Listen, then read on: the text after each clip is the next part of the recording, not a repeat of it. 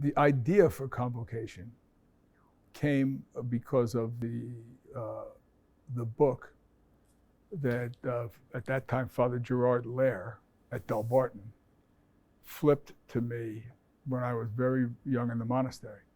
He said, "You ought to read this."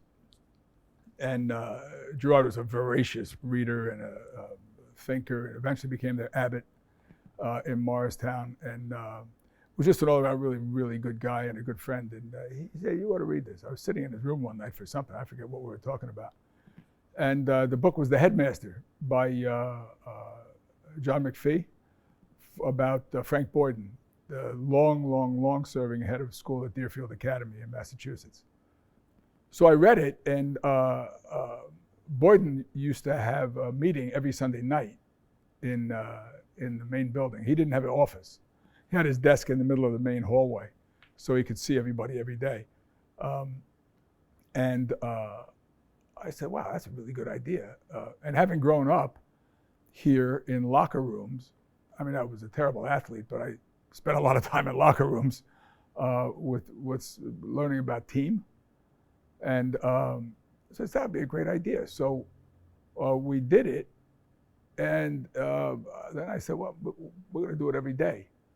So there was a time that we were so small, only 89 kids, but we did the first one on July 2nd in 73 up in the auditorium.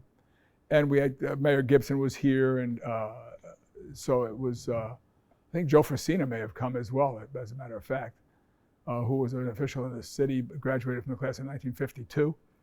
And then after that, we used to have it right here behind me in this corner of the cafeteria every day with the 89 kids. We met every single day, and really, without the exception of the pandemic, I think we've met every single day since July 2nd, 1973.